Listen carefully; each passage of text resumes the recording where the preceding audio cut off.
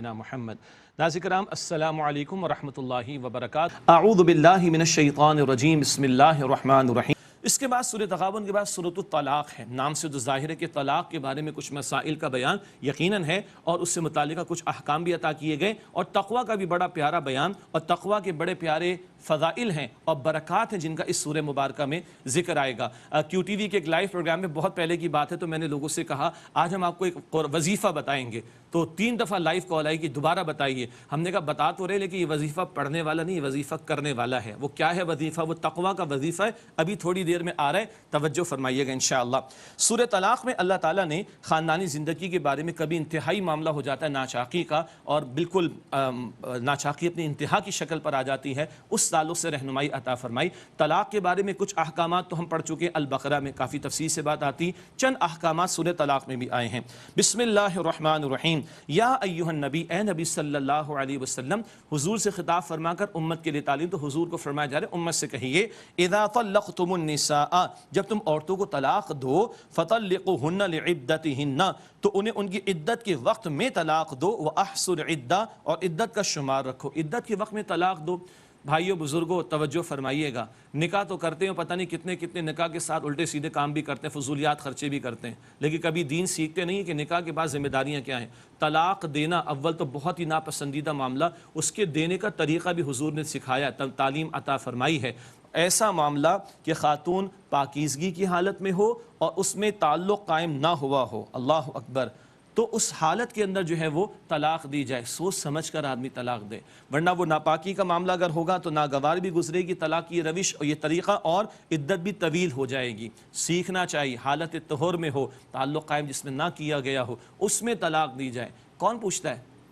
ہاں، اللہ کے پیارے نبی نے یہ بھی تعلیم ہمیں عطا فرمائی، اس کو کہا فطلقوہن لعدتہن، انہیں ان کی عدت کے وقت میں طلاق دو، واحصوا العدہ، اور عدت کا شمار رکھو، واتقوا اللہ ربکم، اور اللہ کا تقوی اختیار کرو جو تمہارا رب ہے، لا تخرجوہن من بیوتہن ولا یخرجن الا ان یاتین بفاحشۃ مبینہ، تم انہیں ان کے گھروں سے نہ نکالو، نہ وہ خود نکلیں، الا یہ کہ وہ کھلی بے حیائی کا ارتکاب کریں۔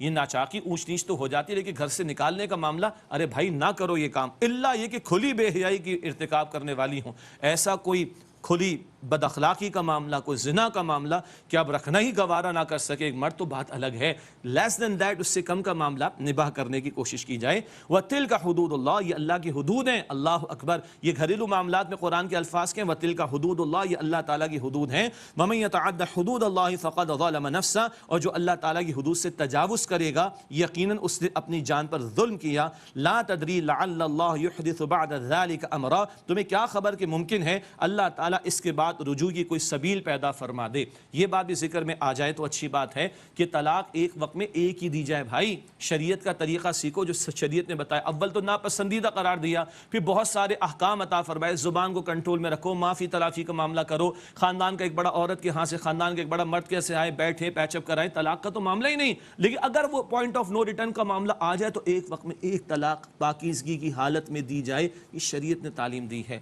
جب یہ کرو گے تو رجوع کا امکان بھی رہے گا۔ فَإِذَا بَلَغْنَ أَجَلَهُنَّ فَأَمْسِكُوهُنَّ بِمَعْرُوفٍ أَوْ فَارِقُوهُنَّ بِمَعْرُوفٍ، پھر جب وہ اپنی میعاد کے نزدیک پہنچ جائیں، یعنی عدت مکمل ہونے کو آئے تو انہیں بھلے طریقے سے روک لو یا انہیں بھلے طریقے سے رخصت کر دو۔ ایک طلاق کی حد تک، 2 طلاق کی حد تک رجوع کا امکان ہوتا ہے نا، تو یہ سورۃ البقرہ میں بھی بات آئی، بھلے طریقے پر روک لو یا عمدگی کے ساتھ رخصت کر دو۔ وَأَشْهِدُوا ذَوَيْ عَدْلٍ مِّنْكُمْ، اور اپنے میں سے 2 انصاف پسند گواہ کر لو۔ یہ ایک رائے ہے کہ رجوع کے موقع پر گواہوں کا انتظام کر لیا جائے، یہ پسندیدہ بات ہے، کوئی فرض واجب لازم نہیں ہے۔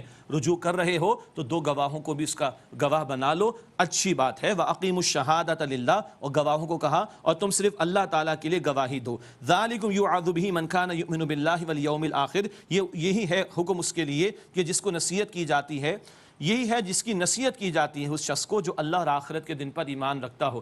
کون ان احکامات کا لحاظ رکھے گا؟ جس کو اللہ اور آخرت کا خوف ہوگا۔ یہی البقرہ میں بار بار ذکر آیا تھا کہ اللہ کا خوف ہوگا تو بھائی ان معاملات کو سدھار کر چلیں گے، سیدھے انداز سے لے کے چلیں گے، ورنہ تو لوگ زنا بھی کر لیتے ہیں، بڑے بڑے گناہ بھی کر لیتے ہیں، پھر کون؟ استغفر اللہ، خوف خدا، خوف خدا، خوف خدا، بار بار خاندانی معاملات کے بیان میں قرآن میں ذکر آتا ہے۔ وَمَن يَتَّقِ اللَّهَ يَجْعَل لَّهُ مَخْرَجًا، اور جو اللہ تعالیٰ کا تقوی اختیار کرتا ہے اللہ تعالیٰ اس سے مشکلات سے نکلنے کا راستہ عطا فرما دیتا ہے۔ یہ بھائی قرآنی وظیفہ آ گیا، قرآنی وظیفہ دنیا کے مسائل کے لیے اور آخرت کے مسائل کے لیے توجہ رہے۔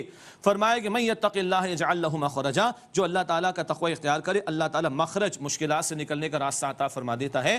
وَيَرْزُقُ مِنْ حَيْثُ لَا يَحْتَسِبُ، اور اسے وہاں سے رزق دیتا ہے جہاں اسے گمان بھی نہیں ہوتا۔ ہم سب کا مسئلہ ہے کہ نہیں؟ خوف خدا، تقوی، روزے کا حاصل بھی کیا؟ لعلکم تتقون، گھروں کے معاملات کی درستگی کے لیے اللہ کا خوف دل میں رکھو، تقوی دل میں ہوگا، خوف خدا دل میں ہوگا، گناہوں سے اپنے آپ کو بچاؤ گے، اللہ مشکلات سے نکالے گا، اللہ وہاں سے رزق دے گا جہاں گمان بھی تمہارا نہیں ہوگا۔ وَمَن يَتَوَكَّلْ عَلَى اللَّهِ فَهُوَ حَسْبُهُ، اور جو اللہ پر توکل کرتا ہے بس اللہ تعالیٰ اس کے لیے کافی ہو جاتا ہے۔ حدیث میں ہے کہ جو اس آیت کو تھام لے اللہ واقعتاً اس کے لیے کافی ہو جائے گا۔ اللہ اپنی ذات پر مجھے اور آپ کو توکل عطا فرمائے۔ وہ ایک سجدہ جسے تو گراں سمجھتا ہے 1000 سجدوں سے دیتا ہے آدمی کو نجات۔ ان اللہ بالغ امری، بے شک اللہ تعالیٰ اپنے کام کو پورا فرمانے والا ہے۔ قد جعل اللہ لکل شیء قدرا، بے شک اللہ تعالیٰ نے ہر بات کے لیے تقدیر مقرر فرمائی، ہر ایک کے لیے ایک اندازہ مقرر فرما دیا ہے۔ واللائی یئسن من المحیض من نسائکم ان ارتبتم فعدتہن 3 اشہر، اور جو عورتیں بڑھاپے کی وجہ سے حیض سے نا امید ہو گئی ہوں تمہاری عورتوں میں سے جو مطلقہ ہیں طلاق یافتہ، اگر تمہیں شبہ ہو تو ان کی عدت 3 مہینے ہے۔ عام حالات میں وہ 3 طہر کا معاملہ ہوتا ہے، لیکن جن بوڑھی خواتین کو حیض نہیں آتا تو 3 مہینے عدت بتا دی گئی۔ واللائی لم یحضن، اور وہ کہ جنہیں ابھی حیض نہیں آیا، بہت چھوٹی عمر کا معاملہ ہو تو عدت 3 مہینے ہے جہاں حیض نہیں آتا ہے خاتون کو۔ وَأُولَاتُ الْأَحْمَالِ أَجَلُهُنَّ أَن يَضَعْنَ حَمْلَهُنَّ، اور حمل والیوں کی عدت ان کے وضع حمل تک ہے، یعنی ایک خاتون پریگننٹ ہو تو جب بھی بچہ اور بچی چاہے وہ چند دنوں میں ہو یا چند مہینوں میں ہو، جب بچہ یا بچی اس کی پیدائش ہو گئی تو عدت ختم ہو جائے گی۔ یہ احکام اس مقام پر بیان ہوئے۔ باقی کچھ احکام عام خواتین ان کے لیے 3 طہر کی عدت کا معاملہ وہ بیان ہوا سورۃ البقرہ میں۔ یہاں وہ کہ جن کو حیض نہیں آتا یا حاملہ خاتون کی عدت اس کا تذکرہ کر دیا گیا جو کہ طلاق یافتہ ہے۔ وَمَن يَتَّقِ اللَّهَ يَجْعَل لَّهُ مِنْ أَمْرِهِ يُسْرًا، اور جو اللہ سبحانہ تعالیٰ کا تقوی اختیار کرے اللہ تعالیٰ اس کے لیے اس کے کام میں آسانی فرما دے گا۔ یہ قرآن کا وظیفہ چل رہا ہے بھائی، تقوی اختیار کرو گے اللہ کاموں میں آسانی فرما دے گا۔ ذَلِكَ أَمْرُ اللَّهِ أَنزَلَهُ إِلَيْكُمْ، یہ اللہ تعالیٰ کا حکم ہے جو اسے تمہاری طرف نازل فرمایا۔ وَمَن يَتَّقِ اللَّهَ يُكَفِّرْ عَنْهُ السَّيِّئَاتِ وَيُعْظِمْ لَهُ أَجْرًا، اور جو اللہ تعالیٰ کا تقوی اختیار کرے گا اللہ اس کی برائیوں سے مٹا دے گا اور اس کو اجر عظیم عطا فرمائے گا۔ یہ آخرت آ گئی۔ کچھ بچا؟ پڑھ لیجیے گا دوبارہ، یہ قرآنی وظیفہ ہے، مگر یہ پڑھنے والا فقط نہیں ہے، تلاوت تو کرنی، ترجمہ تو پڑھنا ہے، یہ کرنے والا وظیفہ ہے، گناہوں کو چھوڑنا، نافرمانیوں کو چھوڑنا، اللہ تعالیٰ اس کے رسول علیہ السلام کی اطاعت کی طرف آ جانا، اس کی برکات آ گئی۔ اللہ مشکلات سے نکالے گا، اللہ وہاں سے رزق دے گا جہاں تمہارا گمان بھی نہیں ہوگا، اللہ کاموں میں آسانی فرما دے گا، اللہ گناہوں کو مٹا دے گا، برائیوں کو مٹا دے گا، اور اللہ تعالیٰ اجر عظیم عطا فرمائے گا۔ یہ تقوی کی برکات۔ اب شوہر کے ذمے ہے، طلاق دے دی ہے عورت کو، اس دوران طلاق کی عدت کے دوران بھی شوہر کے ذمے سارے اخراجات، اور اگر بچہ پیدا ہو گیا تو دودھ پلانے کے اخراجات بھی اسی کے ذمے ہوں گے۔ یہ تو البقرہ میں بھی بات تھی، ادھر بھی آ رہی ہے۔ اسکنوہن من حیث سکنتم من وجدکم ولا تضاروہن لتضیقوا علیہم، تم جہاں رہتے ہو اپنی استطاعت کے مطابق وہاں انہیں رکھو اور تم انہیں تنگ کرنے کے لیے تکلیف نہ پہنچاؤ۔ یعنی 1 طلاق کی حد تک، 2 طلاق کی حد تک تو رجوع کا بھی امکان ہے تو اپنے پاس ہی رکھو تاکہ رجوع کا بھی معاملہ رہے، اور اس دوران سارے اخراجات، رہائش کا معاملہ، نان نفقہ یہ شوہر نے دینا ہے۔ کیسا پیارا دین ہے، کتنی ناگوار صورتحال ہوتی ہے جب طلاق دے دی جائے، لیکن تمہارے ذمے رہائش بھی ہے، تمہارے ذمے اخراجات بھی ہیں۔ یہ ہے دس از دا لا آف اللہ سبحانہ وتعالیٰ، یہ اللہ کا قانون ہے۔ ہم جو کچھ کرتے ہیں اور جو کچھ دیکھتے ہیں یہ شریعت کی خلاف ورزیاں ہیں، اللہ کے عذاب کو، غضب کو دعوت دینے والی بات ابھی مزید آگے بیان آئے گا۔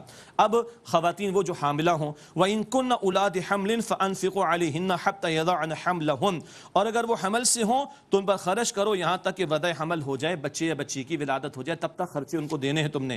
فَإِنْ أَرْضَعْنَ لَكُمْ فَآتُوهُنَّ أُجُورَهُنَّ، اور اگر وہ تمہاری خاطر دودھ پلائیں بچے یا بچی کو تو انہیں ان کی اجرت دو۔ سبحان اللہ، یاد آ گیا بچے کی پروٹیکشن، یہ الفاظ یاد آ گیا آپ کو البقرہ کے؟ جب تک وہ بچہ دودھ پیے گا اس خاتون کو اخراجات دینے پڑیں گے، کس کو؟ ان صاحب کو جنہوں نے طلاق دے دی تھی۔ اللہ اکبر کبیرہ۔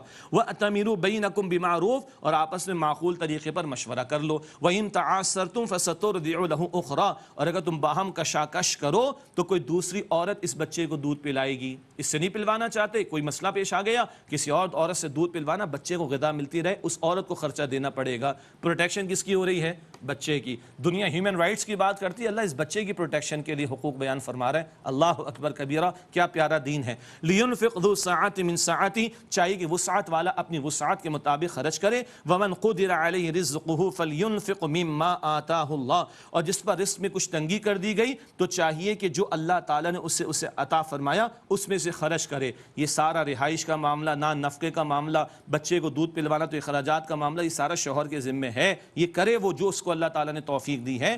لا یکلف اللہ نفسا الا ما آتاہا, اللہ تعالیٰ کسی کو ذمہ دار نہیں ٹھہراتا مگر اتنا جتنا اسے اللہ نے کیپیسٹی یعنی وسعت عطا فرمائی. سیجعل اللہ بعد عسر یسرا, ان قریب اللہ سبحانہ و تعالیٰ تنگی کے بعد آسانی کا معاملہ فرما دے گا. تم نیک نیت رہو, اللہ کے حکم کی پاسداری.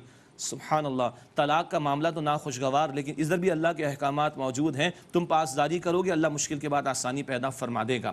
اب پچھلی قوموں کا ذکر آ رہا ہے. ان احکام کے بعد پچھلی نافرمان قوموں کا ذکر جنہوں نے اللہ کے احکام کی خلاف ورزی کی, تو دیکھو کیا ہوا ان کے ساتھ. وَكَأَيٍّ مِّن قَرْيَةٍ عَتَتْ عَنْ أَمْرِ رَبِّهَا وَرُسُلِهِ فَحَاسَبْنَا حِسَابًا شَدِيدًا, اور کئی بستیاں ہیں جنہوں نے اپنے رب کے حکم سے اور اس کے رسولوں سے سرکشی کی تو ہم نے سختی سے ان کا حساب لیا. وَعَذَّبْنَاهَا عَذَابًا نُكْرًا, اور ہم نے انہیں بڑا عذاب دیا. احکام پہلے ہمارے لیے آئے, اب بتائے جنہوں نے احکام کی خلاف ورزی کی اللہ سبحانہ و تعالیٰ نے عذاب میں ان کو مبتلا کیا. فَذَاقَتْ وَبَالَ أَمْرِهَا وَكَانَ عَاقِبَةُ أَمْرِهَا خُسْرًا, پھر انہوں نے اپنے کام کا وبال چکھ لیا اور ان کے کام کا انجام خسارہ ہی ہوا. أَعَدَّ اللَّهُ لَهُمْ عَذَابًا شَدِيدًا فَاتَّقُوا اللَّهَ يَا أُولِي الْأَلْبَابِ, اللہ تعالیٰ نے ان کے لیے سخت عذاب تیار کر رکھا ہے, بس اے عقل مندوں تم اللہ تعالیٰ کا تقوی اختیار کرو. الذین آمنوا, اے ایمان والو تم تو اللہ کا تقوی اختیار کرو, تم تو اللہ کو مانتے ہو. قد انزل اللہ الیکم ذکرا, یقیناً اللہ تعالیٰ نے تمہاری طرف ذکر یعنی نصیحت کو نازل فرمایا. نصیحت حضور بھی ہیں صلی اللہ علیہ وسلم, نصیحت قرآن بھی ہے, قرآن و صاحب قرآن دونوں صلی اللہ علیہ وسلم. رسولا یتلو علیکم آیات اللہ مبینات, وہ رسول صلی اللہ علیہ وسلم جو تم پر تلاوت کرتے ہیں اللہ تعالیٰ کی روشن آیات. لیخرج الذین آمنوا وعملوا الصالحات من الظلمات الی النور, تاکہ جو لوگ ایمان لائے اور جنہوں نے نیک عمل کیے وہ انہیں نکالیں تاریکی سے نور کی طرف. اللہ اکبر. اس قرآن سے بندہ, جب حضور نے محنت فرمائی, قرآن سے بندہ گمراہی کے اندھیروں سے نکال کر ہدایت کی روشنی کی طرف آتا ہے. وَمَن يُؤْمِن بِاللَّهِ وَيَعْمَلْ صَالِحًا يُدْخِلْهُ جَنَّاتٍ, اور جو اللہ تعالیٰ پر ایمان لائے اور عمل کرے نیک تو اللہ تعالیٰ اسے باغات میں داخل فرمائے گا. تجری من تحتها الانہار, جن کے نیچے جاری ہوں گی نہریں. خالدین فیہا ابدا, وہ اس میں ہمیشہ رہیں گے. قد احسن اللہ لہ رزقا, بے شک اللہ تعالیٰ نے اس کے لیے بہت عمدہ روزی تیار کر رکھی ہے. اللہ الذی خلق سبع سماوات ومن الارض مثلہن, اللہ جس نے 7 آسمان بنائے اور زمین بھی انہی کی طرح. بہت توجہ, بڑا دلچسپ نقطہ ہے. یہ واحد مقام ہے جہاں محسوس ہوتا ہے جیسے 7 آسمان ہیں ایسے ہی 7 زمینیں بھی ہیں. واللہ اعلم. اللہ ہے جس نے 7 آسمان بنائے اور زمین بھی اسی کی طرح, مراد ان 7 آسمانوں کی طرح ایک رائے کے 7 زمینیں بھی ہیں. یتنزل الامر بینہن, ان کے درمیان حکم نازل ہوتا ہے.